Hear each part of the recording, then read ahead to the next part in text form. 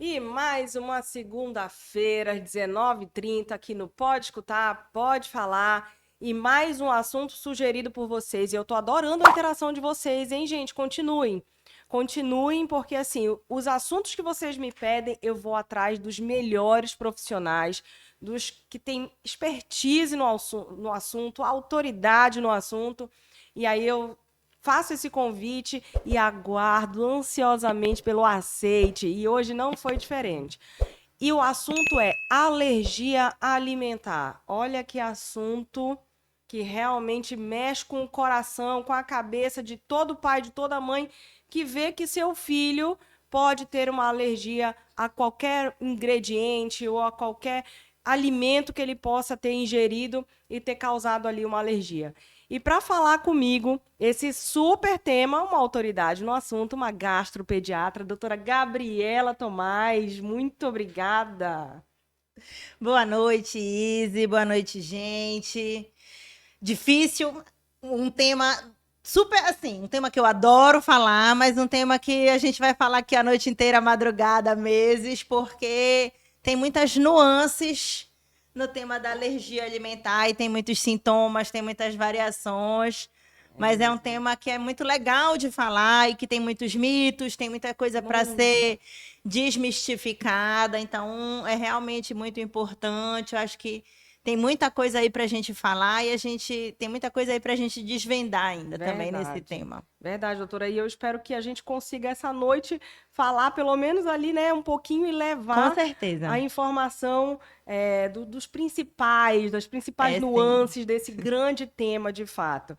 E eu vou apresentar a doutora Gabriela Tomás para vocês. Ela é gastro e é patologista pediátrica pela Faculdade de Medicina da Universidade de São Paulo, a FMUSP. Hepatologista pediátrica no grupo de fígado da Santa Casa de Misericórdia do Pará. E ela atende também no Cevita, grande clínica e parceira também. Inclusive, doutora Gabriela, eu quero até falar dos nossos patrocinadores e parceiros, né? De todos os episódios do Pode Escutar, Pode Falar.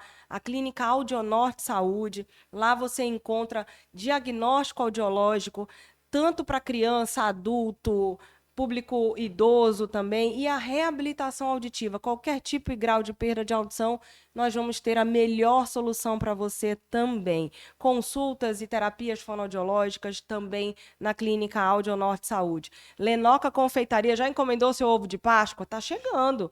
Doutora Gabriela, tá chegando aí. Olha só o que você vai levar hoje aqui também de Lenoca, Olha aí mandou. que delícia. Aqui é, nossa, que delícia, gente. Já encomenda seu ovo de Páscoa. A Lenoca tem uma gama, um cardápio imenso com muita coisa para você escolher e ela é fantástica. Diz que você ouviu aqui no Pode Escutar, pode falar, ela dá desconto. Eita, Linoca. Bom, E ó, Beleza Oil, obrigada. Obrigada pela parceria também. Tratamento capilar é na Beleza Oil. Festa Escova, seu tempo vale muito, hein? Lá nem precisa agendar, você já chega lá e já é atendido, não demora nem 10 minutos, você já é atendido e é fantástico. A equipe toda tá de parabéns. Muito obrigada. E claro, eu tenho que falar dessa outra parceria também, que é aonde a doutora Gabriela Tomás atende, que é o Cevita. Lá tem várias especialidades dentro da pediatria, inclusive a gastropediatra que vos fala essa noite aqui e que vai tirar muitas das nossas dúvidas também. Mas, doutora, eu quero que você se apresente um pouquinho. Sempre quis medicina, sempre quis na área da pediatria. Conta um pouquinho para a gente conhecer a doutora sempre. Gabriela. Assim, eu sempre quis ser pediatra. Quando eu passei em medicina, eu sabia que eu ia fazer pediatria. Eu sempre gostei de trabalhar com criança, eu sempre tive certeza que eu ia fazer pediatria. Até tentei, mas assim, muito pouco. Na verdade, flanar em outras especialidades, mas o meu coração sempre bateu pela pediatria. Eu sempre mesmo quis ser pediatra. E amo a gastropediatria, amo a hepato, que é uma especialidade ainda mais É desafiadora, verdade. mas amo a pediatria, então, mesmo sendo especialista, a pediatria geral ainda mexe com o meu coração, apesar agora, assim, de já fazer muito pouco, mas Eu sempre gostei de trabalhar com criança, é a minha paixão, é as nossas descobertas, é aquele risinho, é ganhar aquele desenho. Ai, Então, é a gente. minha fascinação, é trabalhar com pediatria. Eu sou completamente suspeita, Eu doutora amo. Gabriela.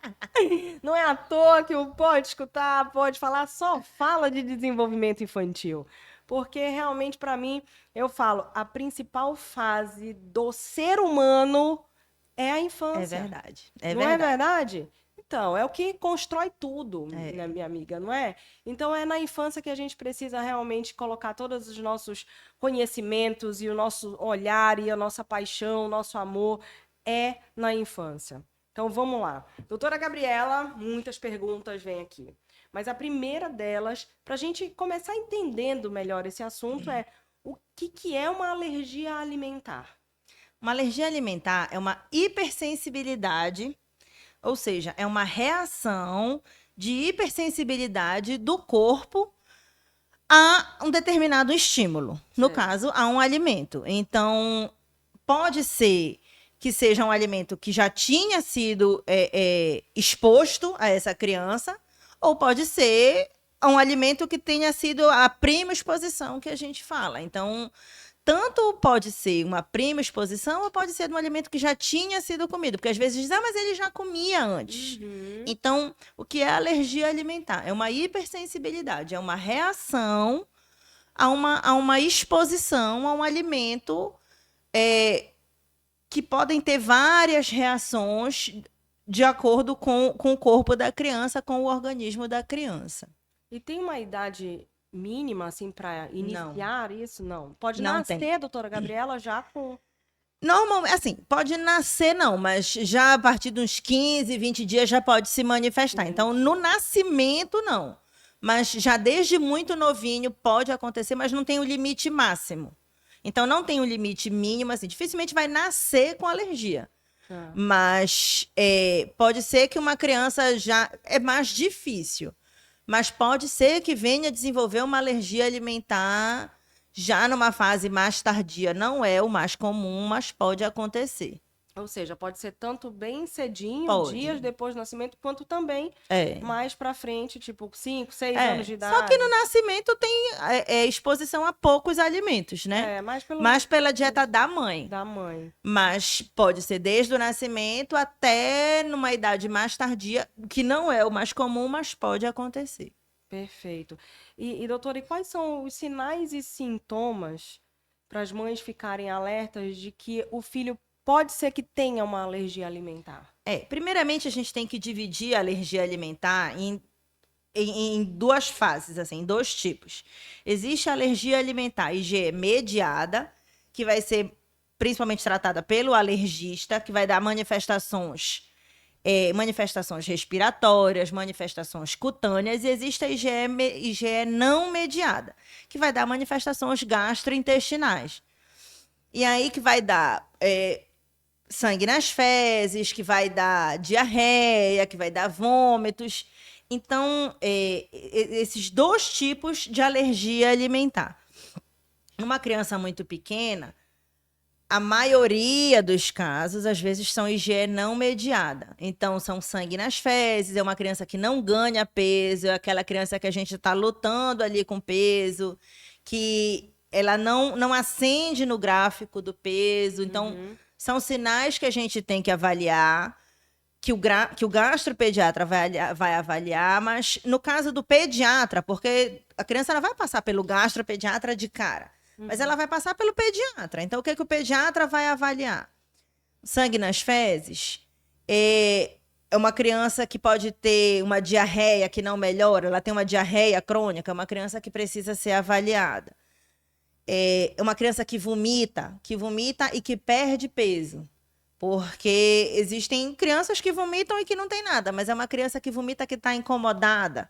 Essa criança precisa ser avaliada. Esses são principais sintomas de alergia de IgE não mediada. Pensando em alergia IgE mediada. Então, uma criança que tem sintomas respiratórios, sintomas cutâneos, isso também tem que ser pensado. A alergia IgE mediada, principalmente a alergia cutânea, ela é imediata. Então, ela teve contato, às vezes o pai ou a mãe ou alguém que comeu algum alimento vai beijar a criança, ela tem na mesma hora, de 2 até no máximo 4 horas depois a criança manifesta alguma alergia cutânea. Então, se ela teve algum contato e ela manifestou 2 dias depois uma alergia cutânea, não é alergia alimentar. Então, isso tem que ficar na nossa cabeça, já é um mito para a gente começar a tirar e já começar a desmistificar aí.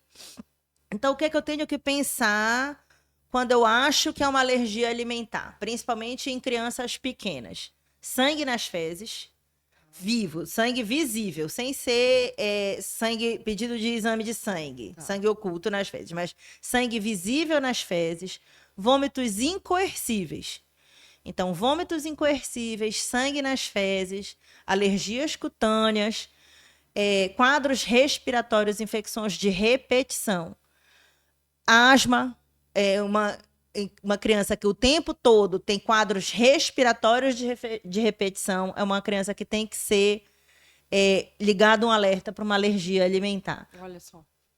Asma, otite de repetição pode ser uma criança que pode ter uma alergia alimentar e que às vezes a gente não pensa nisso. É verdade. E é aquela criança que está ali tratada, que está rolando em emergência, que está rolando em pronto-socorro e que pode ter uma alergia alimentar. Então, realmente são sintomas muito amplos e que tem que ser acompanhado de perto e que tem que ter um bom pediatra para pensar nisso, para também...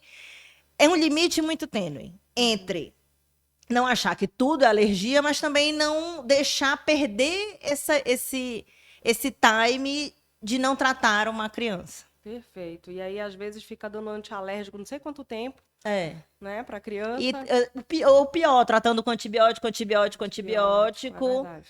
E aí eu vou sensibilizar essa microbiota intestinal e cada vez mais sensibilizar essas bactérias e eu não estou tratando a causa, né? Perfeito, só ali o sintoma.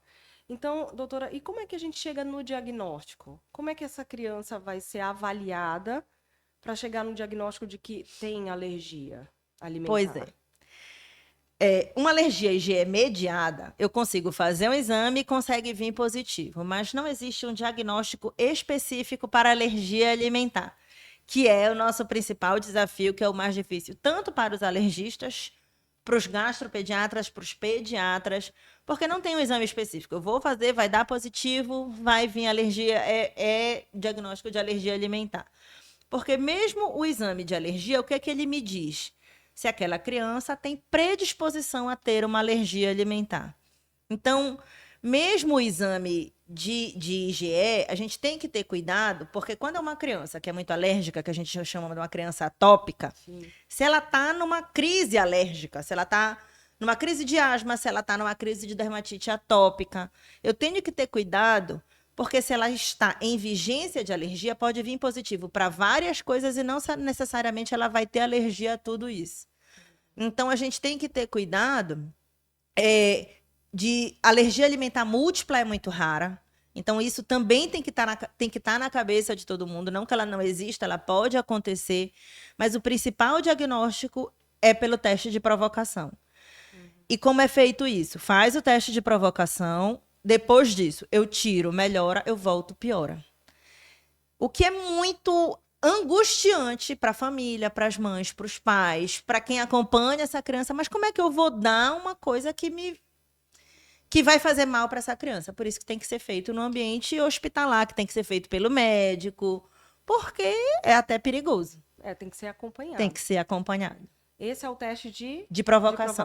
Teste então, de provocação oral. O padrão ouro para o diagnóstico de alergia alimentar é através do teste de provocação oral, que a gente chama de TPO. Entendi. Teste de provocação oral é como eu vou ter a certeza que essa criança tem alergia ou não. Os exames de sangue, eles dão indícios, eles dão uma predisposição. Então, o meu IgE veio muito alto para leite, para ovo. Ele dá uma predisposição, ele dá um sinal. Mas no caso de uma IgE não mediada, ele não vai vir positivo e eu vou tratar como uma alergia alimentar. Então, o diagnóstico de alergia alimentar ele é feito através do teste de provocação oral. E que bom que é raro, então, que seja múltiplo, né? É. Fatores ali para ter alergia. Isso tem que ser falado. Alergia alimentar múltipla. Então, não adianta tirar ovo, trigo, leite, carne, porque eu só vou, principalmente numa mãe que amamenta, numa criança que está em aleitamento exclusivo, eu vou dificultar ainda mais a amamentação, que já não é fácil. Imagina eu tirar um alimento. Já não é fácil eu tirar um alimento da mãe. Imagina eu tirar 3, 4. Eu vou dificultar essa amamentação, eu vou facilitar que essa mãe tire essa criança do peito, eu vou predispor a mais alergias e eu vou acabar perdendo o principal alimento, que é o aleitamento materno. Entendi. Então, a gente tem que ter cuidado nesses tiros no escuro. Uhum. E, doutora, existem, então, alimentos que são mais alérgicos? Sim. Né? Que traz mais possibilidades. Quais são eles? O principal é o leite. Tá. É o alimento mais comum, mais alergênico, na fase da criança. Na fase adulta, existem outros alimentos que são mais alergênicos, mas o principal é o leite. Leite, ovo, as castanhas, as oleaginosas, elas são alimentos mais frequentes.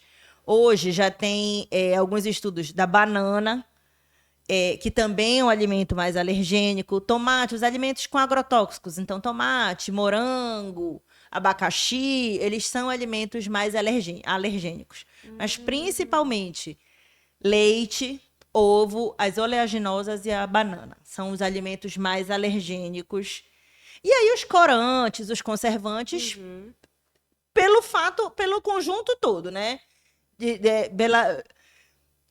Pelos alimentos industrializados, Sim. que vão desencadear uma atopia. E há um medo também da família, por exemplo, até eu tive, para dar para as crianças, o camarão, caranguejo, né? Então, isso também, eles são fatores, assim, com bastante possibilidade de serem também Sim. alergênicos.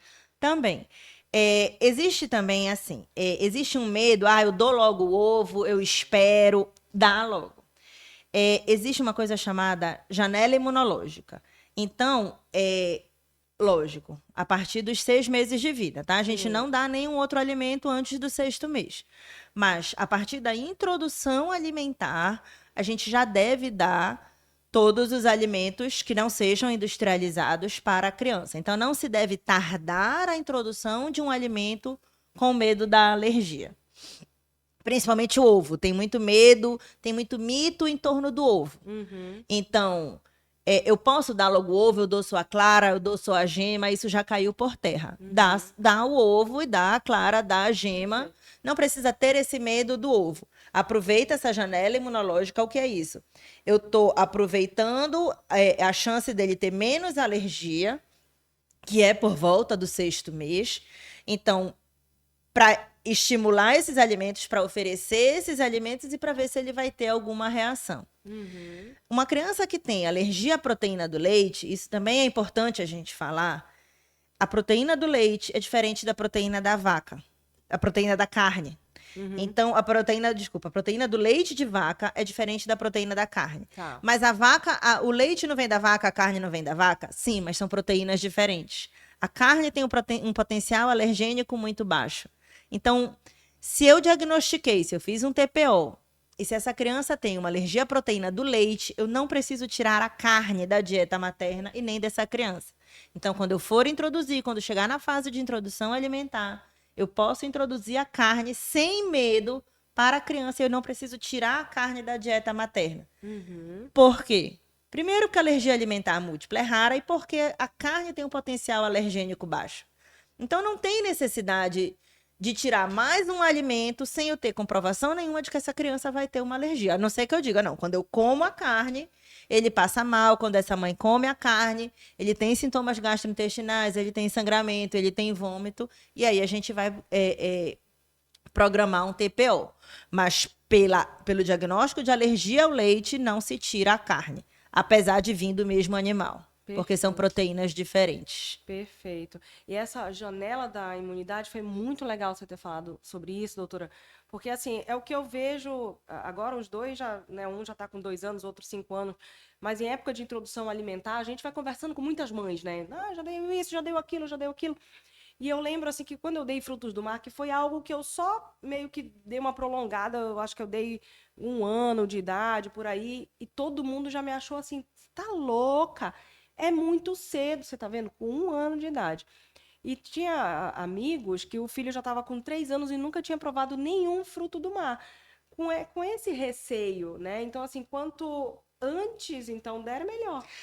No caso dos frutos do mar, a gente espera um pouquinho mais. Ah, é? Até Então por causa espera. do iodo. 1 ano, Tá. acho que dá para liberar sem problema nenhum. Mas não por questões alérgicas. Não por questão alérgica, Tá. mas caranguejo, camarão, lá pelos 9, 10 meses já não tem problema, assim, pode dar. Não necessariamente logo no Perfeito. 6º mês. Perfeito. A gente espera um pouquinho, mas não precisa 2, 3 anos aí, mas pela questão do preparo, pela questão do acondicionamento, Sim. mas a partir de 1 ano já pode dar sem medo. E, Então não fez errado. doutora, por exemplo, se é um caso que deu muito tempo depois o ovo ou qualquer outro produto que de fato, por receio, e foi dar lá para depois de 2 anos de idade, existe uma maior probabilidade desse organismo rejeitar? Ou não? Existe, mas assim, o tratamento é sempre o mesmo. Eu tiro por um tempo e depois eu tenho que reintroduzir esse alimento. A não Entendi. ser que seja na idade adulta, mas aí já é um outro tratamento e aí também é um outro protocolo. Mas em crianças, a gente tira, a não ser que seja um choque anafilático, e mesmo assim depois ele vai ser reintroduzido. Mas a gente tira, faz o teste de provocação, tira e depois a gente reintroduz. A gente não deixa essa criança para sempre sem aquele alimento. Entendi. Só que vai ter que ser reintroduzido no ambiente hospitalar, no ambiente que tenha Cuidado. um aparato com adrenalina, com tudo que eu possa reverter caso tenha alguma reação inesperada. Perfeito.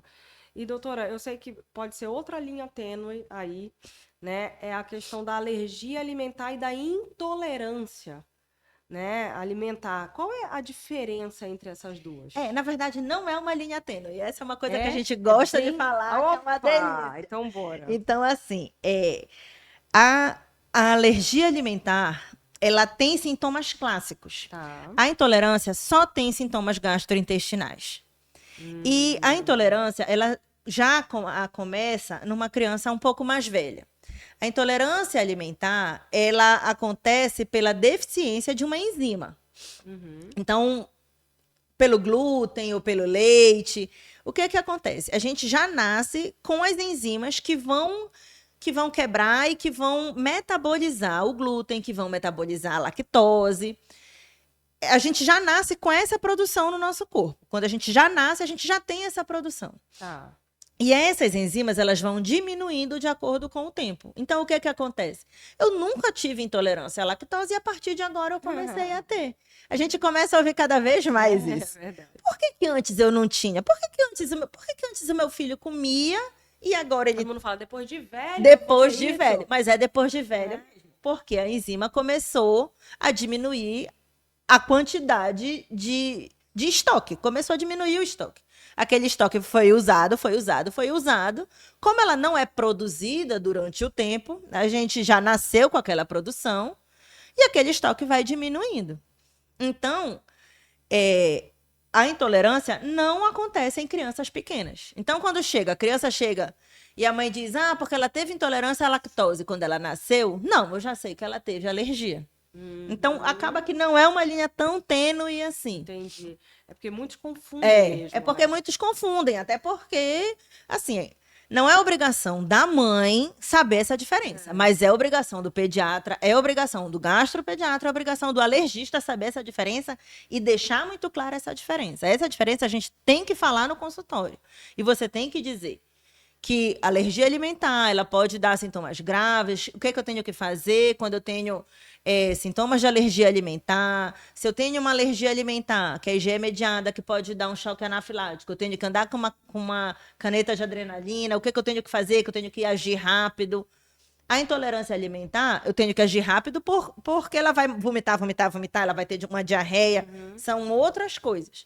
Ela vai ter uma desidratação, mas eu tenho mais tempo para agir. Eu não tenho que agir de imediato. E aí não sou eu que vou conseguir também. Eu vou ter que levar para um hospital, vai ter que ser hidratado. Então, é um limite tênue, assim, para explicar. A gente vai ter que sentar, vai ter que gastar esse tempo na consulta, que é o mínimo, Sim. e você vai ter que sentar e vai ter que explicar. Olha, é assim, os sintomas de alergia são esses, os sintomas de intolerância são esses. Então, tem muita confusão em torno disso, por não profissionais. Mas por profissionais, isso é o mínimo, e a gente tem que sentar e tem que desmistificar isso, porque são sintomas diferentes, assim. A gente precisa sentar. Agora, o que que acontece? Uma criança que teve alergia, como ela nunca comeu leite, a intolerância ela também pode acontecer, ela pode ser secundária a outras coisas, não a deficiência da enzima. Se eu estou com uma diarreia, se eu estou com alguma síndrome desabsortiva, se eu tenho uma doença de Crohn, se eu tenho uma doença celíaca, eu vou ter uma intolerância alimentar secundária à minha doença de base. E aí, aquela criança que passou 2, 3, 4, 5 anos, porque cada vez, assim como às vezes a gente libera mais rápido, a gente tem visto cada vez mais crianças que a gente demora para conseguir liberar. É raro, mas tem ficado mais frequente de liberar o alérgeno. Então, assim, aquela criança que ela demorou para ter contato com aquele tipo de alimento. Quando ela tiver contato, ela não vai tolerar tão fácil. Imagina qualquer pessoa que está fazendo uma dieta restrita. Ah, eu não estou comendo hambúrguer, eu não estou comendo gordura, eu não estou comendo fritura. Se de repente eu vou numa lanchonete e começo a comer, eu não vou passar bem. A mesma coisa é a criança. Então, ela vai ter uma intolerância secundária. Então, muito se acontece quando uma criança tem uma alergia alimentar e aí ela nunca comeu aquela comida. E aí, quando come, o que que a gente faz? Libera. A doutora liberou, ele tá curado. Aí, todo dia ele vai... Agora ele tá curado. E aí, aquela enzima que não estava trabalhando, ela vai ser liberada de monte. Então, ele faz em excesso. E aí, ele faz uma intolerância. Então, é muito comum. Crianças que tiveram alergia alimentar, nos primeiros anos, nos primeiros meses de vida, elas acabam evoluindo com uma intolerância, porque elas nunca tiveram contato com aquele alimento. Entendi. E aí, quando libera, acaba fazendo uma intolerância transitória. Não é uma intolerância pelo mesmo mecanismo da intolerância alimentar, mas acaba fazendo uma intolerância secundária por nunca ter tido contato mesmo. Perfeito. Isso acontece. Eu tô gostando que de vez em quando você usa no passado aí, que tiveram alergia, ou seja, Alergia alimentar tem cura. Olha tem cura. só que coisa boa. Muito Isso bom. eu garanto, tem Maravilhoso. Agora, assim, espetacular essa informação e importantíssima sobre a diferença entre a alergia e a intolerância. Só que, por exemplo, na alergia, existe também uma relação com o intestino que também pode ser bastante alterada, né, doutora? Na verdade, assim, hoje o intestino é o nosso segundo cérebro, né? Sim. Todos os estudos, todos os congressos, todos os artigos, tudo que a gente fala hoje é na relação eixo intestino-cérebro. Hoje tudo está relacionado e a alergia alimentar, ela está relacionada com alteração na microbiota intestinal. Então, principalmente os pacientes que têm sintomas gastrointestinais, eles têm alteração nessa microbiota intestinal. Então, um paciente que ficou muito tempo com uma colite, um paciente que teve sangramento intestinal muito tempo, um paciente que teve vômito por muito tempo, mesmo o paciente que já não teve mais contato com aquele alérgeno, com aquele alimento que causou aquela alergia, que tem todo um cuidado, que a louça é separada, que ele realmente não está comendo, que a gente sabe que não está comendo. Mas aquela hipersensibilidade ainda está naquele organismo. Então, isso muda a microbiota intestinal. E aí, isso pode ter repercussões intestinais, inflamações, falando assim, popularmente falando, às vezes fica aquele intestino inflamado, que a gente chama. Ah. Então, é um intestino mais sensível. É um intestino que tem mais predisposição à diarreia, é um intestino que tem uma predisposição mais a uma distensão abdominal. Então, às vezes, é aquele intestino que eu como e não me cai muito bem, mesmo depois da gente já ter dado alta para o paciente, mas, doutor, ele já teve alta, ele já come de tudo, mas quando ele dá uma derrapada, quando ele vai no aniversário, que eu libero, ele volta, ele não fica tão bem, mas depois ele leva uma vida normal. Mas em alguns momentos a gente consegue pontuar e, às vezes, isso é temporário, na maioria das vezes, mas existem ainda algumas pessoas que aí mantêm e depois a gente, com o tempo, isso vai melhorando. Mas nesse início, assim, nessa introdução, ainda acontece. Entendi. Fantástico, hein, gente? Vocês estão gostando? Porque eu já tenho aqui um monte de pergunta ainda para a doutora Gabriela. E eu quero justamente pedir, então, para vocês, não esqueça de curtir, compartilhar, nos ajude, se inscreva no canal, fale sobre o Pode Escutar, Pode Falar, porque cada vez mais a gente traz profissionais com toda a sua expertise que está aqui compartilhando seu conhecimento com a gente, para que nós, mamães, papais, nos ajude, nos munindo de informações para a gente conseguir agir de prontidão com as nossas crianças em casa. Então, não esqueçam de nos ajudar aí curtindo, isso nos ajuda muito, hein? E, sugestões, dúvidas, escrevam aqui que depois eu envio a pergunta para a doutora Gabriela e ela manda a resposta também. E mandem mais sugestões de tema, tá bom? De novo, agradecendo ao Audionorte Saúde, obrigada. Cevita, onde a doutora Gabriela atende, lá tem muitas especialidades dentro da pediatria também, viu? Uma clínica estruturadíssima. Um beijo, viu, Tati? Cevita. Nós temos Lenoca, já encomendou seu ovo de Páscoa? Vai lá. Beleza Oil e Fast Escova. Obrigada pela parceria. Doutora, olha só. APLV. Isso eu quero entender primeiro que teve uma alta, na verdade, tem uma alta de diagnósticos, Sim. né, dessa APLV. Eu queria entender mais o que é a APLV e depois eu vou te contar um pouquinho da história até da Maria Júlia para você me dizer o que você acha dessa pequena história aí dessa bebê. Mas o que é essa APLV que assombra muita gente? A APLV é a alergia à proteína do leite de vaca. Como toda alergia alimentar, pode ser IgE mediada e IgE não mediada. Pode ter como manifestação respiratória, manifestação gastrointestinal, dermatite atópica. A dermatite atópica, ela normalmente não tem uma causa única. Então, normalmente ela tem múltiplas causas. Então, a gente também tem que ter cuidado de deixar só um culpado, porque agora também o leite é o vilão dos problemas do mundo, e aí, porque o leite é inflamatório. Cuidado, né? E principalmente assim, nessa questão da confusão da intolerância com a alergia, então, tem que tirar a lactose. Não, para quem não tem alergia, a lactose ela é benéfica. Então, no leite materno tem lactose e faz bem para o intestino, ajuda na microbiota. Então, eu não tenho que sair tirando a lactose de todo mundo porque o leite é inflamatório. Então, a gente tem que ter cuidado com isso. Mas voltando para a PLV especificamente, que é a alergia mais comum nas crianças. Então, a PLV, a alergia à proteína do leite de vaca, por que é a mais comum? Porque é o alimento que é mais comum na dieta materna. Porque tudo tem leite. Então, talvez, se a nossa dieta fosse dieta nos países que não se consome tanto leite, que é consumido mais oleaginosa, acho que é mais consumido mais ovo, tem alergias alimentares, é porque mundialmente o leite... Então, a gente come leite, queijo, iogurte, chocolate, e tem outras coisas que vai leite na fabricação e que a gente não sabe. Então, a gente só vai saber quando a gente diz. Porque quando eu digo tira leite da tua dieta, tira leite, iogurte, chocolate, isso eu sei que vai leite. Mas tem coisas que vai leite em pó que a gente nem sabe. Esses embutidos, vai leite em pó que a gente não sabe.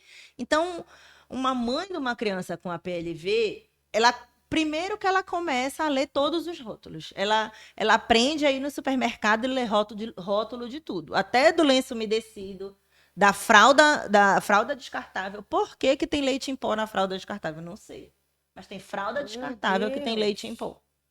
Do hidratante que ela usa, do sabonete que ela usa, porque no sabonete que ela usa não pode ter leite. Então, é uma vida de ler rótulo. Então, assim, é realmente um desafio, mas precisa ser bem conduzido, para eu não fazer uma restrição desnecessária. Perfeito. Essa restrição desnecessária foi o que eu acho que aconteceu comigo e com a minha bebê, na verdade, né? Maria Júlia tinha 4 meses e assim, ela já tinha parado de mamar porque ela só foi até 3 meses no peito. E aí, quando foi com 4 meses, ela foi pra fórmula, né? Normal, já nem lembro mais, mas era uma dessas De fórmulas, partida. Aptamil, sei lá. E aí, ela tomando bem pra caramba, a gente tava viajando fora de Belém, ela começou numa diarreia. Uma diarreia que não passava. Ela não tinha vômito, mas era diarreia, diarreia. Então, assim, ela tomava o leite, não demorava muito diarreia, diarreia, diarreia. E aí, não tinha nem nada a mais do que isso. E aí, eu falei, gente, e não passava, e era diarreia. Então, assim, quando a gente voltou 15 dias, ela com diarreia. A gente passou 15 dias, ela tadinha com a diarreia. Voltamos para Belém, fui procurar a pediatra. Não, vamos substituir o leite por esse outro aqui. Só que não era um que era só que tirava lactose. Continuou, me deu uma melhorada, mas continuou diarreia. E aí a gente falou assim, não, então eu vou procurar um alergista. Vou num alergista, alguma coisa aí tá acontecendo. E aí ela, deixa eu fazer sangue oculto nas fezes. Aí não deu, não, que tava tudo bem. Ela falou, não, repete o exame. Aí repetiu o exame, aí esse deu. Pronto, eu achei que era aquilo ali que ela, né? Achei o sangue oculto nas fezes. Então vamos mudar, e mudou para aquele Nelcate. Minha amiga, para essa menina tomar esse leite, olha, gente, foi sofrido. Sofrido porque não é um leite saboroso. Óbvio que não é um leite saboroso. Tem E gosto de ela só... vômito, eu sei porque eu provei todos na você minha também residência. provei. Eu provei todos. Eu tinha um chefe na residência que me fez provar todos. Foi. Ele dizia, você tem que saber por que o seu paciente não aceita. Então, todos os remédios Jesus. eu já provei, todos os leites eu já provei. Horrível, eu também provei, porque eu falei assim... E eu digo para as mães, não prova, não prova. Eu digo, não prova, que senão tu não vai dar. E o mais engraçado, gente, é que o cheiro não é ruim. Então, na hora que... né, você sente assim o cheiro e fala assim, nossa, mas parece que tem tão gostosinho. Não, é horrível. Na hora que você prova, você fala assim, gente, quero morrer. É. Não tem como dar esse leite para essa criança. E não tem outro, não sei o quê. E aí, assim, ainda bem que o posto de saúde dá, porque é um leite caríssimo, caríssimo. Então, assim, tadinha, quando ela começou, né, não tinha introdução, não estava na introdução alimentar ainda, começou a aceitar o leite, acho que por fome mesmo, coitada. Começou a melhorar, melhorou mesmo, né? Então passou um tempinho sem. E aí depois, eu voltando na pediatra e tudo, e ela pegou e falou assim: Izzy, dá o leite, vamos desmamando esse leite aqui, vamos voltando a dar. E parece assim que nada aconteceu. Ela foi voltando a tomar o leite normal, que era o Aptamil da vida, não lembro agora se era o NAN, se era Aptamil.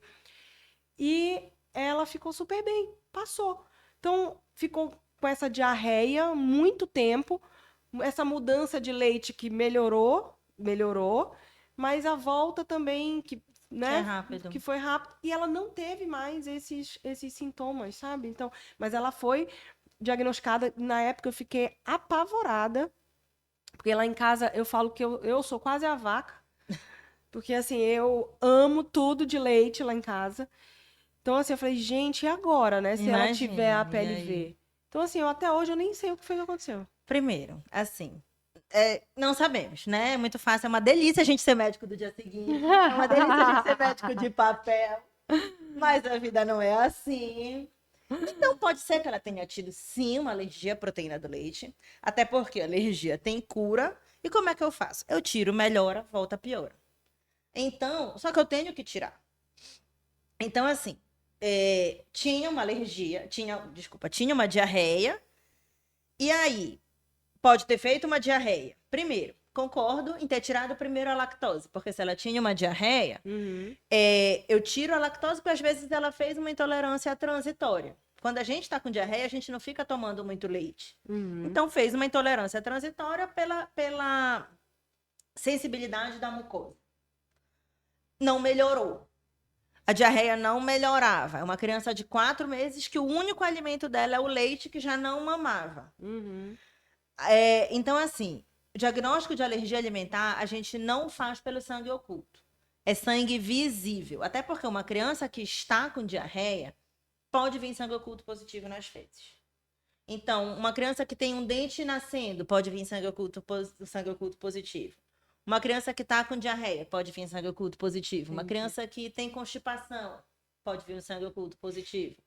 Uma criança que tem assadura pode vir sangue oculto positivo. Uma mãe que está com fissura mamária pode vir sangue oculto positivo. Então, várias coisas podem vir com sangue oculto positivo e nenhuma delas é alergia alimentar. Então, a não ser que você me diga, eu vi o sangue vivo nas fezes, sangue oculto não é exame de diagnóstico. Mas ela tinha uma diarreia crônica. Mais de 15 dias de diarreia já é considerado diarreia crônica. Até 14, perdendo peso, uma bebê de 4 meses. Então, eu concordo em ter mudado o leite. Sim. Por quanto tempo ficou? O sem lactose, acho que ficou Não, com a fórmula de aminoácido. Ficou uns 4, 5 meses. Pois é. Qual é o protocolo? Eu tiro de 8 a 12 semanas inicialmente, podendo se estender mais. Então, eu tiro, primeiramente, por 12 semanas, que vai dar 3 meses, e depois eu tenho que reintroduzir. E a gente tem que deixar isso claro, que eu vou reintroduzir. E a gente não pode ter medo de reintroduzir essa fórmula. Perfeito. Porque senão eu fico postergando e eu fico, às vezes eu digo, mas deixa. Vai piorar? Vai. Porque eu tô piorando essa tolerância alimentar. Então, o profissional, o gastropediatra, o alergista pediátrico, ele não pode ter medo. Assim, claro, eu tô aqui acompanhando essa criança. Sim. Eu sei que ela tá melhorando, ela voltou a ganhar peso, a evacuação melhorou, ela não tá mais vomitando, ela já voltou pro gráfico de crescimento dela. Eu tenho que ter segurança e dar segurança para essa família de realmente voltar e reintroduzir essa fórmula. Então, eu concordo com essa conduta, sim. Talvez ela tenha tido uma alergia e isso tem que ficar claro. Alergia alimentar tem cura. Tem cura, eu tenho que tirar o alérgeno e eu tenho que voltar. Então, talvez ela tenha tido essa alergia alimentar, não foi uma alergia alimentar grave, que foi logo diagnosticada a tempo. A única manifestação foi essa. Que foi só essa. Foi. E foi tirada e depois tem que voltar. Ótimo, melhorou e tem que voltar mesmo. Então, não é porque voltou e ela não teve mais nada que ela não teve uma alergia alimentar. Entendi. Ela teve, só que ela... as manifestações gastrointestinais, elas normalmente a gente consegue voltar num período curto de tempo. Apesar de ser mais assustador para a mãe, porque ver sangue nas fezes, ver uma diarreia, ver uma perda de peso, às vezes é mais assustador. Mas para o gastropediatra, dá uma tranquilidade do que um choque anafilático, porque dá mais medo de voltar do que numa anafilaxia. Só diarreia, então, só uma diarreia a gente já sabe, a gente já dá uma tranquilidade que a gente sabe que em pouco tempo a gente vai conseguir reintroduzir aquele leite que aquela criança vai seguir bem a vida dela. Antigamente, a gente esperava até 1 ano, hoje não. A gente faz esse protocolo de 12 semanas e com uns 9 meses, 8, 9 meses, a gente já reintroduz. E para reintroduzir, aí, doutora, mas eu vou reintroduzir. E aí, como é que eu vou dar esse leite? Eu imagino a criança que tem vômito também, né? Vai reintroduzir, vai fazer um TPO, vai ter que vir aqui, mas vai reintroduzir. Não, a Maju foi só mesmo a diarreia em si. Agora, o que eu tinha ficado na dúvida era assim, falei, gente, na minha cabeça, assim, não podia ser a PLV. Então, podia ter sido, então, a PLV e depois ela realmente pode ter tido, naquele momento, né, a alergia e se curou com a retirada do material. Pode ter sido, entendi. Não dá pra excluir, não. Mas pode ser, né? Pode ter sido. Maravilha. Então, não tem um tempo determinado para melhorar. Não. Por exemplo, essa de 3 meses, que a Maju ficou ali 4, 5 meses, né? Tirou, aquela possibilidade do alergênico. É. E aí, depois que reintroduz, vai ver como vai se manifestar. E ela podia ter tido uma nova crise de Sim. novo, aí volta de novo pro Nelcate. E aí, mais 12 meses, ou mais 12 semanas, e depois ia de novo. É. Tá. Quando tem manifestações graves, eu não vou ficar expondo essa criança há muito tempo. Então, eu reexpus. Ela perdeu peso, ela teve uma desidratação grave, ela foi parar na emergência, ninguém é irresponsável, né? Eu também não vou ficar reexpondo essa criança. Sim. Então, eu dou um tempo, mas a gente tem que acompanhar de perto e tem que ser individualizado. Tem um protocolo, a gente tem os guidelines, mas cada criança é individualizada e aí, a partir daí, a gente vai ter que avaliar caso a caso para ver quando que eu vou reintroduzir. Entendi. E mesmo que ela não tenha nenhuma outra manifestação cutânea, né, de pele, assim. Às vezes é só às vezes é só manifestação mesmo. gastrointestinal. Maravilha. Tá. E, doutora, existe. Não sei se existe hereditariedade, por exemplo, o pai tem essa alergia alimentar, algum tipo de alimento. É fato que o bebê ou o filho vai ter também, ou isso não. Assim, pais alérgicos têm mais predisposição a ter filhos alérgicos, qualquer tipo de alergia. Não necessariamente a alimentar. Então, se só o pai é alérgico, a criança, o filho tem mais ou menos de 30 a 40% de chance de ter algum tipo de alergia, de atopia, não necessariamente o mesmo tipo. Então, se o pai e a mãe são alérgicos, por volta de 80%. Então, assim, eu tenho asma. A minha filha vai ter asma? Não. Ela pode ter uma alergia alimentar, pode ter uma alergia medicamentosa, pode ter uma dermatite atópica. Então, eu tenho alergia ao leite, ou então eu tive, porque eu tive quando eu era criança. Eu não vou introduzir o leite para minha filha. Não. Não necessariamente. Ou então, eu tive um filho, meu primeiro filho teve alergia à proteína do leite. Eu não vou introduzir o leite para o meu segundo filho, porque ele tem o risco de ter. Não. Isso também já está comprovado que não necessariamente é o mesmo tipo de alergia. E que, apesar de ter uma probabilidade de ter alergias, mas alergias no geral, de ter uma asma, de ter uma bronquite, de ter uma rinite, numa cidade como Belém, que a população, todo mundo é alérgico, todo mundo tem algum tipo de alergia, não vale a pena, até porque eu diminuo a possibilidade de tolerância. Então, hoje já está comprovado que não vale a pena eu deixar de introduzir um alimento, ou então de tirar uma alimentação da dieta materna, porque eu também deixo de introduzir uma alimentação pelo risco de alergia alimentar. Não vale a pena isso, porque não vai prevenir, ou porque o irmão teve alergia. Então, eu tive um filho, meu primeiro filho teve uma alergia alimentar. Quando eu ficar grávida do segundo, eu já não vou comer leite para ele não correr esse risco. Não. Olha só. Não vale a pena, porque pode ser que ele não tenha alergia alimentar. Eu estou fazendo uma restrição desnecessária. Tem que ver, né? Tem que primeiro Tem que deixar ele ter o ingerir de contato, tudo, né? Para depois a gente saber se tem. E existe alguma forma de prevenir as alergias alimentares ou isso daí tem como prevenir? Tem alguns fatores que podem prevenir, mas assim, primeira coisa, a gente tem que tirar a culpa da nossa costa, né? Porque parto normal, já está comprovado que o parto normal ele pode prevenir as alergias alimentares pelo contato com vernix, pelo contato. Mas e se eu tiver uma cesárea e depois, como já tem pessoas falando, então eu posso passar depois daquele vernix? Não. Ele tem que passar pelo canal de parto. Mas eu tive uma cesárea, quer dizer que a minha filha vai ter alergia alimentar? Não, também não é assim. Não é toda criança. Pode ser que eu tenha uma criança que tenha nascido de parto normal e que vai ter alergia alimentar. Então, são fatores que podem prevenir. Aleitamento materno exclusivo até o 6º mês também é um fator de proteção. Sem outros alimentos exclusivo até o 6º mês é um fator de proteção. Prematuridade é um fator que predispõe à alergia alimentar. Então, um parto a termo, uma alimentação adequada materna, mas sem a exclusão. Então, hoje também já está comprovado que excluir alimentos. Então, eu vou excluir o leite na minha gravidez para que o meu filho não tenha alergia alimentar. Não. Isso não tem nenhuma comprovação e pode diminuir a tolerância. Então, não vale a pena. Eu não ingerir leite para que meu filho não tenha. Eu não vou ingerir ovo, eu não vou ingerir castanha, para que meu filho não tenha alergia. Ou camarão, caranguejo, para que meu filho não tenha alergia.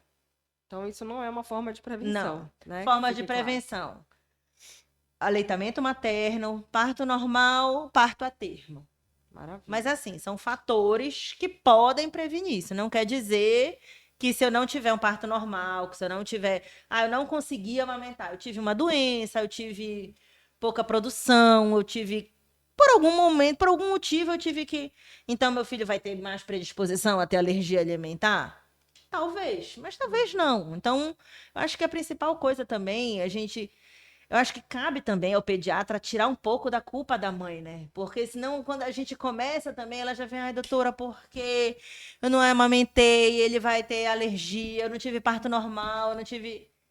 Calma, né? Que hoje a gente tem maneiras de reverter isso e a gente tem como conseguir fazer com que isso não seja. O ideal é que seja assim? O ideal é que seja um parto normal, que seja um aleitamento exclusivo até o 6º mês, e a gente tem que lutar junto para isso. Mas que isso não seja um peso, né? Você não conseguiu amamentar porque a Maria Júlia parou de amamentar, parou de mamar. Isso é um peso para você? Não, a gente vai ter que sempre incentivar o aleitamento materno. Isso foi o motivo para Maria Júlia ter tido alergia alimentar? Foi uma das coisas que eu pensei. Eu falei assim, olha lá, Nunca saberemos. culpa foi minha. Claro né? que não. Ela com 4 meses. Então, tira Tá essa com culpa. isso, Eu acho por esse que leite. a gente está aqui para se ajudar e que a gente tem que tirar primeiro essa coisa, esse elefante da costa, que eu acho que já ajuda muitas mães. Eu acho que o principal é um esclarecimento, né? Eu acho que o pediatra, ele é o principal profissional no esclarecimento e na ajuda dessa mãe. Perfeito, perfeito. E, doutora, em relação aos tratamentos, é só a retirada daquilo? Não é algo assim medicamentoso, algo que é tratado, vamos fazer esse tratamento Muito a se longo fala prazo. em imunoterapia, vacina isso. para alergia alimentar. Mas assim, a imunoterapia, os alergistas podem até falar melhor do que eu. Para gastropediatria a gente não usa, mas tem pouca eficácia a imunoterapia na alergia alimentar. Tem muita eficácia na asma, alguma eficácia na dermatite atópica, mas na alergia alimentar ainda tem pouca eficácia, até porque normalmente é uma doença que vai ter cura e que com o tempo a gente vai conseguir reintroduzir. Maravilha. E existem casos que essa alergia persiste até a vida adulta? Difícil. É difícil? Não. Que bom. Às vezes, a maioria, a gente consegue reintroduzir o alimento até 1 ano de idade.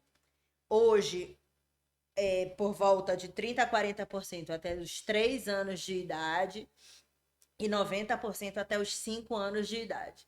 Depois dos 5 anos, a gente reintroduz até os 7 anos de idade. Mas muito difícil. Aí, na idade adulta, faz uma alergia alimentar. Eu fiz uma urticária depois de adulto, mas aí já é uma alergia depois de adulto. Mas na criança, normalmente a criança se cura da alergia alimentar. Que máximo, que máximo. Doutora, nosso tempo acabou, mas olha, eu amei. Espetacular essa conversa. Eu me consultei aqui, na verdade, né? As crianças já estão mais grandinhas, mas, gente, sensacional. Vocês gostaram? Por favor, deem o joinha, escrevam aqui nos comentários. Dúvidas, pode mandar a sua dúvida.